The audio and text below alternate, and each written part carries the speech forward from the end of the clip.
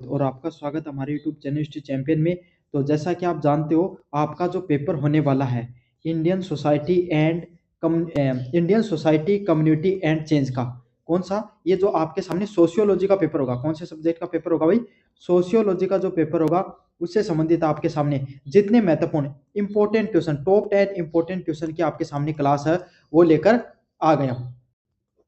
इसमें जितने भी इंपॉर्टेंट क्वेश्चन होते हैं उसकी पूरी पूरी आपके सामने इंपॉर्टेंट क्वेश्चन की पूरी पूरी मास्टर क्लास आपको देखने को मिलेगी। तो आपको क्या करना है भाई, पहले बात है तो वीडियो पूरा देखना है, तभी आपको सारे के सारे इंपॉर्टेंट क्वेश्चनों के बारे में पता चलेगा। साथ के साथ चैनल को सब्सक्राइब कर देना है। क्या कर देना है? सब्सक्राइब कर देना है। 30,000 सब्सक्राइबर के अपन बहुत ज्यादा करीब पहुंच चुके हैं।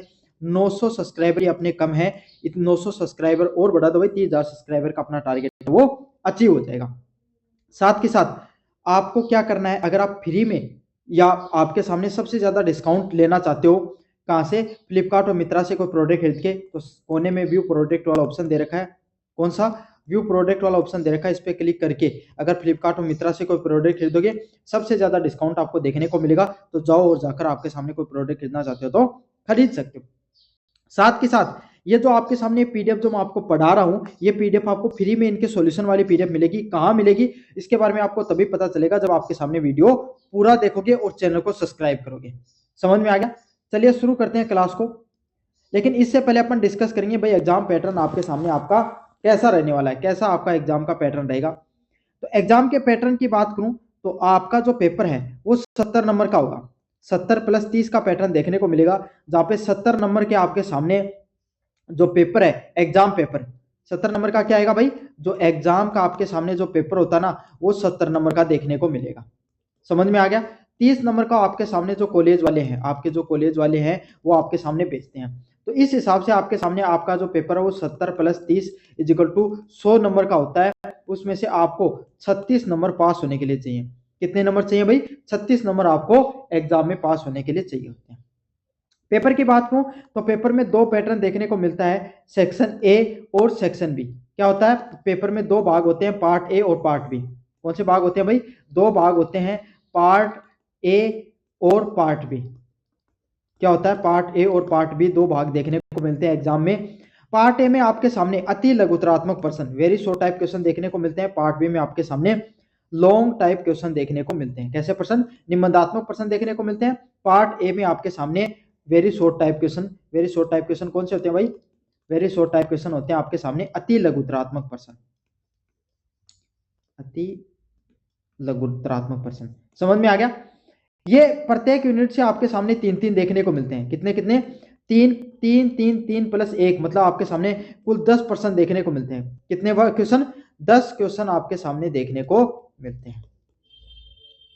10 में से आपके सामने आपको क्या है, 10 में से आपको सारे के सारे करने अनिवार्य होते हैं। क्या होते हैं? सारे के सारे करने आपको 10 के 10 क्वेश्चन है ना, उनको करना कंपलसरी होता है। क्या रहता है? इनके जो 10 के 10 प्रश्न होते हैं ना, इनको करना आपके सामने कंपलसरी रहता है। सारे के सारे प्रश्नों को आपको करना जरूरी है। इंपॉर्टेंट बात यह आपके लिए। साथ के साथ एक और जरूरी पहलू, एक और जरूरी बात आपके सामने मैं आपको बता देता हूं 10 के 10 प्रश्नों की। इनमें से आपके सामने परिभाषा वाला प्रश्न बहुत ज्यादा आते हैं। परिभाषा वाले प्रश्न मोस्टली पूछे जाते हैं, या कोई सिद्धांत पूछ लिया जाएगा, है ना? कोई सिद्धांत दिया जा रहा है किसी के द्वारा, वो आपको पूछा जाता है। अधिकतर ये वाले प्रश्न देखने को मिलते हैं। शब्द सीमा की बात करूं तो 500 वर्ड, कितने वर्ड? 500 शब्द है वो आपके सामने, उनमें इनका सॉल्यूशन लिखना होता है। 500 नहीं, 50 वर्ड, सॉरी भाई गलत बोल दिया मैंने। 50 शब्द। 50 शब्द का अर्थ होता है आपको 5 से 7 लाइन के बीच में, कितने लाइन के बीच में? 5 से 7 लाइन के बीच में आपको इन क्वेश्चन का सॉल्यूशन बनाना होता है। कितने लाइन के बीच में? 5 से 7 लाइन के बीच में इन प्रश्नों का आपको सॉल्यूशन है वो बनाना होता है। समझ में आ गया आपको अच्छे से? चलिए, ये तो हो गया पार्ट ए। अब बात करेंगे आपके सामने पार्ट बी की। किसकी बात करेंगे? पार्ट बी की, जिसमें आपके सामने प्रत्येक यूनिट से, क्या, प्रत्येक जो यूनिट है उससे आपके सामने 3 3 3 + ए वाले एक रेशियो में, मतलब 10 क्वेश्चन आते हैं। कितने क्वेश्चन आते हैं? 10 क्वेश्चन आते हैं। यह जरूरी नहीं कि आपके सामने एक एक्स्ट्रा क्वेश्चन वो थर्ड यूनिट से, कोई भी यूनिट से आ सकता है। लेकिन पार्ट फर्स्ट होता है उसमें लॉन्ग टाइप क्वेश्चन, निबंधात्मक प्रश्न आते हैं। तो यहाँ पर आपको छूट मिलती है। क्या मिलती है? छूट मिलती है। इन 10 में से कोई भी 5 क्वेश्चन, क्या, कोई भी 5 क्वेश्चन जो आपको अच्छा लगे। क्या लगे? जो आपको अच्छा लगे, जो एग्जाम में बार बार बार रिपीट होता है, जिन पे आपकी पकड़ अच्छी है, उन 5 प्रश्नों को क्या कर सकते हो आप? चूज कर सकते हो। क्या कर सकते हो? उन 5 प्रश्नों को आप चूज कर सकते हो। 10 में से 5 प्रश्नों को आप कर सकते हो जिन पे आपकी अच्छी पकड़ है। पेपर में करने का तरीका बताऊं, देखो वही बात है, पेपर में आपके सामने शब्द सीमा तो 500 शब्दों की देके रखते हैं। कितने शब्दों की? 500 वर्ड्स की सब सीमा देके रखते हैं, 500 शब्दों की। 500 शब्दों का अर्थ होता है आपके सामने 3 पेज में सॉल्यूशन बनाना है। कितने पेज में? 3 पेज में। 3 पेज का अर्थ होता है आगे वाला, पीछे वाला, फिर आगे वाला, फिर पीछे वाला, फिर आगे वाला, फिर पीछे वाला। इस हिसाब से आपके सामने 3 से 4 पेजेस के बीच में आपको सॉल्यूशन बनाना होता है। क्या करना होता है? सॉल्यूशन है वो आपको बनाना होता है। समझ में आ गया आपको? 3 से 4 पेजेस में आपको सॉल्यूशन है वो बनाना होता है। जरूरी बात है, अच्छे से समझ लेना इन बातों को। अब 3 से 4 पेजेस में आप सॉल्यूशन तो बना दोगे, लेकिन सॉल्यूशन को बनाने का तरीका होता है एक। ऐसे नहीं कि जो आपके मन में आ गया वो सब लिख के आ गए, ऐसे नहीं करना होता है। एग्जाम के अंदर जब सॉल्यूशन बनाओ तो कुछ चीजों का ध्यान में रखो। जैसे कि ये आपके सामने, ये आपकी पूरी पूरी पेज है, इसके पेज में आपको हमेशा 2 पेन हमेशा लेके जाओ। 3 चीजें हमेशा एग्जाम में जरूर कैरी करो। बॉल पेन, कैसा बॉल पेन में? कौन से? ब्लू और ब्लैक, और एक स्केल। समझ में आ गई? ये 3 चीजें आपके पास होनी चाहिए, ब्लू पेन, ब्लैक पेन और स्केल पेन। काफी बच्चे कहेंगे, खास करके लड़कों की खास करके आदत होती है, हम तो नहीं लेके जाएंगे, हम तो ऐसा नहीं। लेकिन अगर आपको अच्छे नंबर लाने तो लेके जाया करो। आपको क्या करना है? ब्लैक पेन से इधर की साइड में एक लाइन खींचनी है, जैसे करो, है ना। इधर नंबर लिखना है। यहाँ पर अगर आपको कोई परिभाषा लिखनी होती है तो ऐसे परिभाषा लिखा करो। जैसे थोड़ा लंबे पे समझा देता हूँ। ये पूरी की पूरी कॉपी है। क्या है? ये पूरी की पूरी कॉपी है भाई आपके सामने, है ना। सॉल्यूशन को देखो बनाने के तरीके होते हैं। यहाँ पर आपने लिखा भाई क्वेश्चन नंबर 1, ब्लैक पेन से लाइन खींच के। फिर यहाँ पर लिखा आपने परिभाषा। क्या लिखा? परिभाषा लिखा। जैसे परिभाषा लिखा आपने यहाँ पर किया, या भूमिका लिखा, जो भी हेडलाइन बनाई, फिर यहाँ तक लिखा करो। ये लिख दिया। फिर इसके नीचे वाली लाइन है ना, इससे यहाँ से शुरू मत किया करो, अगले वाली लाइन भी यहीं से शुरू किया करो। फिर तीसरी लाइन को यहाँ से लिखा करते हैं। समझ में आ गया? यह आपके सामने लिखने का तरीका होता है। जब प्रश्न को शुरू करो, क्या करो? जब आप कोई भी क्वेश्चन को शुरू करते हो, जब कोई भी प्रश्न को शुरू करो ना, तो प्रश्न को जब आप शुरू करते हो तब हमेशा आपको क्या करना है? भूमिका लिखनी है। क्या? तो भूमिका या परिभाषा, जो भी आप लिखना चाहो, भूमिका या परिभाषा, जो भी शब्द आप लिखना चाहते हो वो लिखो। और लिखने के बाद में उसको पैसेज की तरह लिखना है। कैसे? पैसेज या निबंध लिखते ना, उसके तरीके से आपको 5 से 7 लाइनों में कम से कम एक परिभाषा या भूमिका को लिखने के लिए 5 से 7 लाइन लिखते हैं। कितने लाइन लिखते हैं? 5 से 7 लाइन लिखी जाती हैं। या ज्यादा भी लिख सकते हो, क्योंकि आपको तो भाई 500 शब्दों में सॉल्यूशन बनाना, तो 10 लाइन तक आपको पैसेज में भूमिका और परिभाषा लिखनी है। फिर आपको मान लो कि विशेषता लिख रहे हो, विशेषता लिख रहे हो तो सेम वही तरीका, लेकिन विशेषता तब लिखो तो पॉइंट वाइज लिखो। कैसे लिखो? पॉइंट वाइज लिखो। समझ में आ गया? Point wise, point first, second, third, fourth, fifth, six, seven, ऐसे पॉइंट वाइज लिखी जाती है। मैथव लिखते हो ना, वो भी हमेशा पॉइंट वाइज होना चाहिए। विशेषता और मैथव हमेशा पॉइंट वाइज होना चाहिए। समझ में आ गया? परिभाषा हमेशा पैसेज में होनी चाहिए। अच्छा, कोई भी जो वैज्ञानिक हो गया, या कोई भी आपके सामने किसी की आप है ना कोई बात कह रहे हो, है ना, या कोई किसी भी लेखक का नाम लिख रहे हो, तो उस लेखक का नाम लिख रहे हो तो हमेशा कोष्टक में लिखो। या कोई भी, जैसे प्लेटो की आपको कोई भी है ना, कोई भी उसका विचार लिखना है तो उसको हमेशा कोष्टक में लिखो और ब्लैक पेन से लिखो। किससे लिखो? ब्लैक पेन से लिखो। एडलाइन है ना, एडिंग, एडिंग पे हमेशा ब्लैक पेन से लिखो। एडिंग पे हमेशा ब्लैक पेन से लिखो। ऐसे आपके सामने आपको पेपर में आपको बनाना होता है। और हमेशा निष्कर्ष है ना, अंत में निष्कर्ष जरूर लिख के आना होता है। अंत में निष्कर्ष जरूर लिखा करो। समझ में आ गया? इस तरीके से पेपर को करोगे तब आपके सामने पूरे के पूरे नंबर आपको एग्जाम में मिलेंगे। ये पेपर को करने का सबसे बेस्ट तरीका होता है, सबसे अच्छा और सबसे बेहतर तरीका ये होता है एग्जाम को, पेपर को टैकल करने का। समझ में आ गया? चलिए अब बात करेंगे इंपॉर्टेंट क्वेश्चनों की तरफ।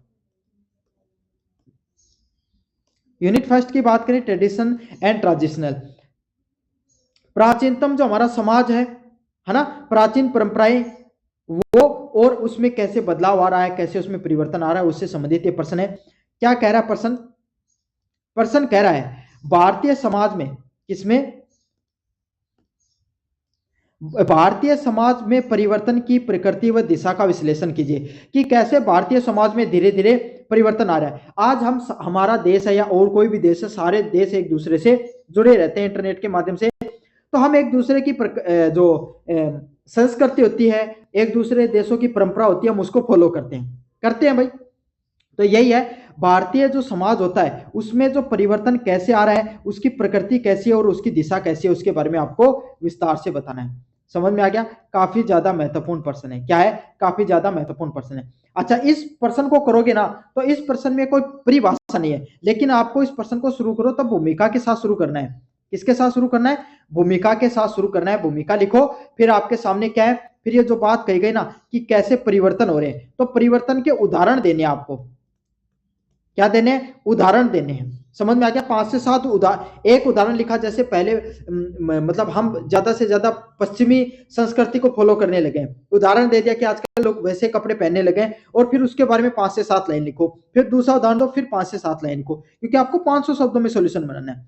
फिर प्रकृति, कैसे ये जो बदलाव आ रहा है वो क्या क्यों आ रहा है, उसके पीछे क्या कारण है, और अब वो किस दिशा में बढ़ रहा है, उसके बारे में भी आपको बताना है। तो इस तरीके से पूरा का पूरा आपको डिस्क्राइब करना है हर एक पॉइंट को।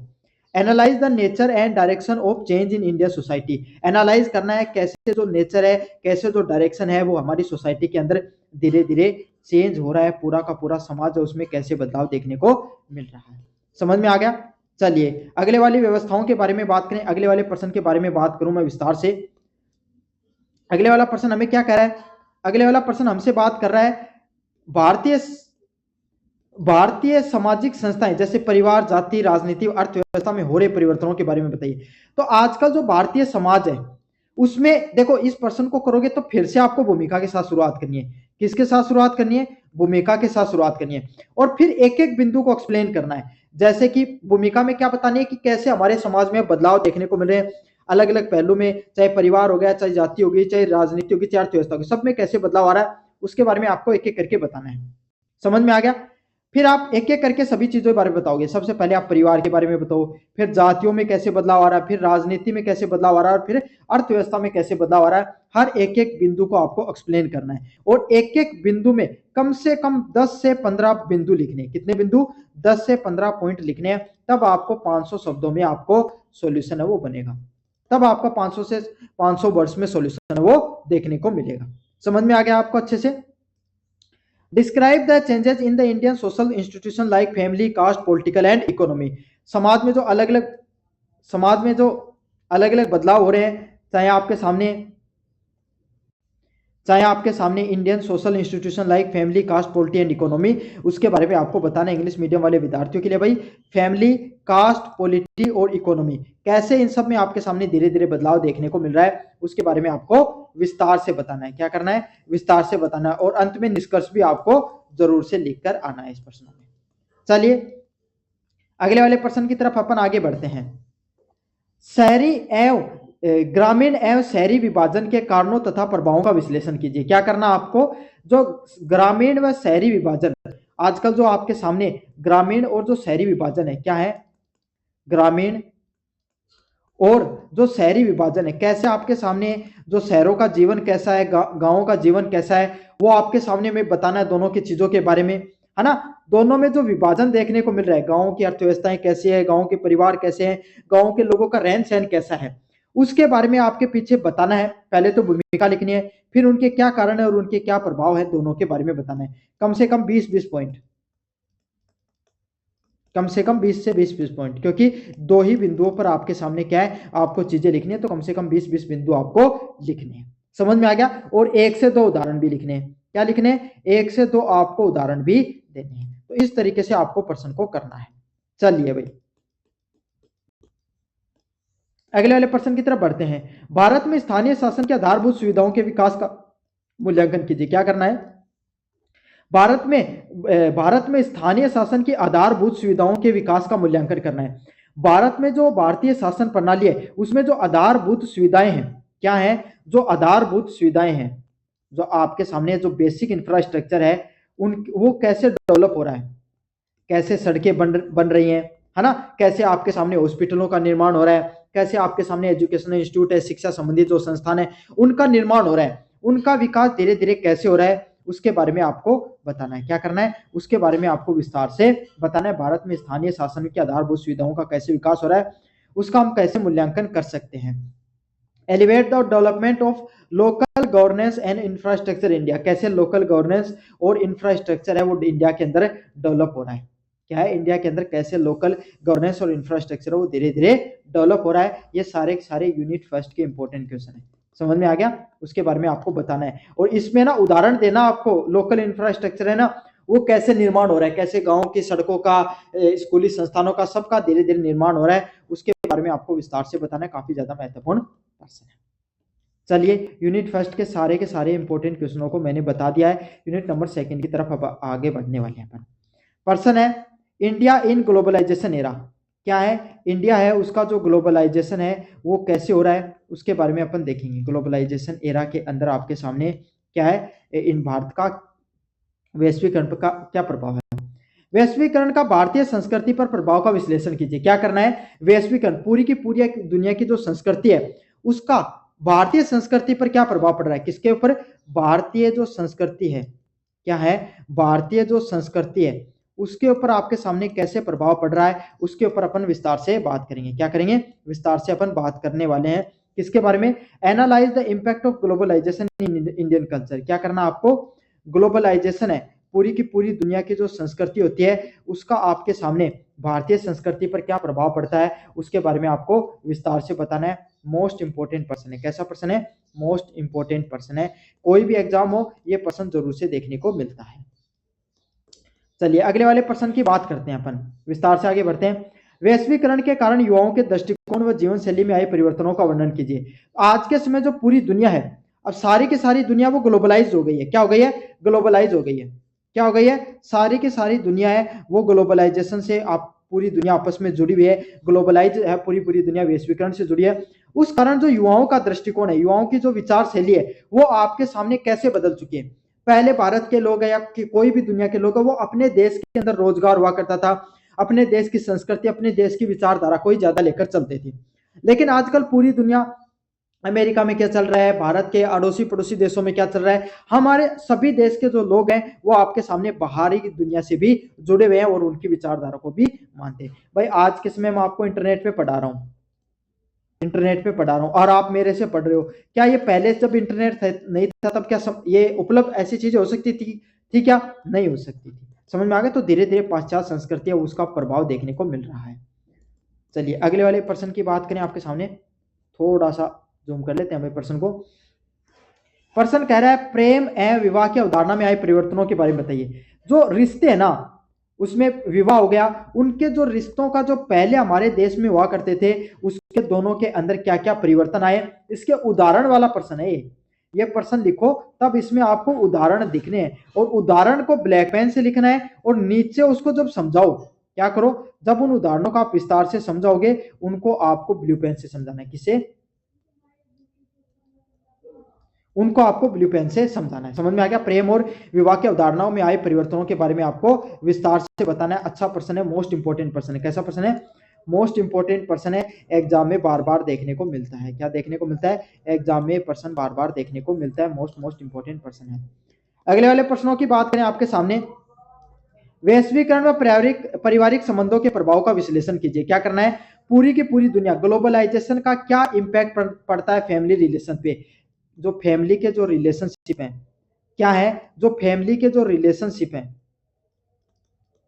फैमिली के जो रिलेशनशिप है उसका आपके सामने वैश्वीकरण पे क्या प्रभाव पड़ा है। पहले सभी लोग भाई आपके सामने मिलजुल कर रहा करते थे भारत में, आजकल सभी लोग भाई आपके सामने अपनी अलग अलग तरीके से एकल संस्कृति पर ज्यादा जोर दे रहे हैं। तो यही है जो वैश्वीकरण है, पूरी दुनिया की संस्कृति जो आपस में जुड़ी है उनका जो पारिवारिक संबंध है, क्या है, पारिवारिक जो संबंध है उनसे उनका क्या प्रभाव पड़ता है उसके बारे में आपको बताना है। मोस्ट इंपोर्टेंट पर्सन है। कैसा पर्सन है भाई, मोस्ट इंपोर्टेंट पर्सन है, एग्जाम में बारंबार देखने को मिलता है।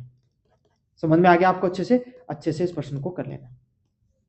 यूनिट नंबर थर्ड की बात करें, मोमेंट ऑफ सोशल जस्टिस, जो सामाजिक जो संस्कृति है, जो सामाजिक न्याय है, क्या है, जो सामाजिक जो न्याय है, जो सामाजिक न्याय है उसके आंदोलन के बारे में आपको बताना है। क्या करना है? उसके आंदोलन के बारे में आपको बताना है। सामाजिक न्याय का जो आंदोलन होता है उसके बारे में आपको बताना है। लेकिन इसके ऊपर आगे बढ़े उससे पहले आपको ये बता देना चाहता हूँ कि भाई आपको फ्री में पीडीएफ कहाँ पर मिलेगी। फ्री में पीडीएफ आपको कहाँ पर मिलने वाली है? मिलेगी उसी बच्चे को जो चैनल को सब्सक्राइब करके रखेगा। समझ में आ गया आपको अच्छे से? अगर आपके सामने अगर आप पीडीएफ डाउनलोड करना चाहते हो, आपका ये जो सोशियोलॉजी का इसका जो समाजशास्त्र का जो पेपर होने वाला है, जो आपका सोशियोलॉजी का जो पेपर होने वाला है, इसकी अगर आप फ्री में पीडीएफ क्या करना चाहते हो, फ्री में अगर पीडीएफ प्राप्त करना चाहते हो, फ्री में अगर पीडीएफ प्राप्त करना चाहते हो तो आपको क्या करना है? आपको कुछ नहीं करना, डिस्क्रिप्शन में दिए गए टेलीग्राम का लिंक दे रखा है, उस टेलीग्राम के लिंक पर आपको क्लिक करना है। जैसे क्लिक करोगे ऊपर की तरफ यूनिवर्सिटी चैंपियन लिखा है। क्या लिखा हुआ है? ये जो यूनिवर्सिटी चैंपियन एमडीसी लिखा हुआ है, इस पर क्लिक करना है। क्या करना है? आपको इस पर क्लिक करना है। जैसे इस पर क्लिक करोगे आपके सामने यहाँ पर पहुंच जाओगे। यहाँ पर पहुंचने के बाद में आपको नीचे की तरफ आना है। क्या करना है? आपको नीचे की तरफ आना है। जैसे नीचे की तरफ आओगे यहाँ पर एक फाइल वाला सेक्शन है। क्या है? फाइल वाला सेक्शन है। इस फाइल वाले सेक्शन पे आपको क्या करना है? क्लिक करना है। जैसे क्लिक करोगे भाई, ये रहा आपका फाइल वाला सेक्शन, यहाँ पे क्लिक करना है। जैसे आप क्लिक करोगे ऐसे आपको क्लिक करना है। क्लिक करने के बाद में आपको कोने में सर्च वाला ऑप्शन मिलेगा। क्या मिलेगा? कोने में सर्च वाला ऑप्शन मिलेगा। इस सर्च वाले ऑप्शन पे आपको क्लिक करना है और यहाँ पर सर्च करना है। आपको क्या सर्च करना है? सोशियोलॉजी।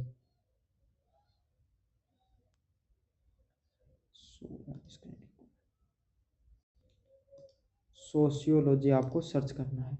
ये रहा सोशियोलॉजी। समझ में आ गया आपको?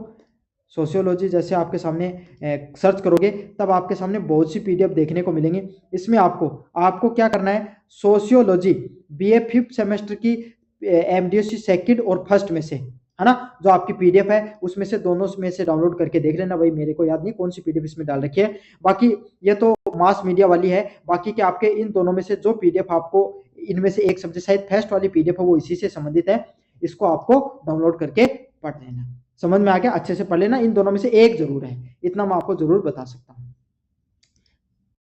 चलिए अब यूनिट नंबर 3 की तरफ अपन प्रश्नों को देखते हैं। भाई यूनिट नंबर 3 की तरफ बढ़ते हैं, मोमेंट एंड मास मीडिया से संबंधित। चलिए प्रश्नों को आगे की तरफ अगर अपन अब आगे बढ़े, आपके सामने पहला प्रश्न है, भारतीय संविधान एवं कानून की सामाजिक न्याय स्थापित करने की भूमिका के बारे में बताइए। क्या बताना आपको? भारतीय संविधान एवं कानून की जो सामाजिक न्याय है, क्या है? भारतीय संविधान एवं कानून के जो सामाजिक न्याय है उसको स्थापित करने की क्या भूमिका है। समझ में आ गया? सामाजिक न्याय के बारे में बताना है। क्या बताना है? सामाजिक न्याय के बारे में आपको बताना है। मोस्ट इंपोर्टेंट प्रश्न है। कैसा प्रश्न है? मोस्ट इंपोर्टेंट प्रश्न है। सामाजिक न्याय क्या होता है और उसको स्थापित करने की क्या भूमिका रहती है उसके बारे में आपको एनालिसिस करना है। क्या करना है? आपको एनालिसिस करना है। मोस्ट इंपोर्टेंट प्रश्न है, एग्जाम में बारंबार देखने को मिलता है। अच्छे से इस प्रश्न को कर लेना। चलिए अगले वाले प्रश्नों की तरफ अगर अपन आगे बढ़े, पिछड़े वर्ग व दलित वर्ग के आंदोलनों के बारे में वर्णन कीजिए। क्या करना आपको? पिछड़े वर्ग का जो आंदोलन है, दलितों का जो आंदोलन है उसके बारे में आपको विस्तार से बताना है। क्या बताना है? आपको विस्तार से बताना है पिछड़ों का और जो दलितों का जो आंदोलन हुआ उसके बारे में आपको विस्तार से बताना है। विस्तार से आपको क्या करना है? विस्तार से वर्णन करना है। मोस्ट इंपोर्टेंट प्रश्न है। कैसा प्रश्न है? मोस्ट इंपोर्टेंट प्रश्न है, एग्जाम में बार बार देखने को मिलता है। Describe the backyard classes and the Dalit movement. क्या है? दलित मूवमेंट क्या आपके सामने और बैकयार्ड जो बैकवर्ड्स होते हैं आपके सामने उनका मूवमेंट क्या है उसके बारे में आपको विस्तार से बताना है। मोस्ट इंपोर्टेंट प्रश्न है। कैसा प्रश्न है? मोस्ट इंपोर्टेंट प्रश्न है। भीमराव अम्बेडकर का उसमें क्या आंदोलन क्या योगदान रहा, ज्योतिबाई फुले का क्या योगदान रहा उसके बारे में आपको विस्तार से बताना है। चलिए नए सामाजिक आंदोलन जैसे कि लैंगिक अल्पसंख्यक व नागरिक अधिकार आंदोलन की विश्लेषण कीजिए। क्या करना आपको? नए सामाजिक आंदोलन क्या हुए? जो नए सामाजिक आंदोलन है जैसे लैंगिक अल्पसंख्यकों के आंदोलन हो गए और नागरिक अधिकार आंदोलन हो गए। कौन से? नागरिक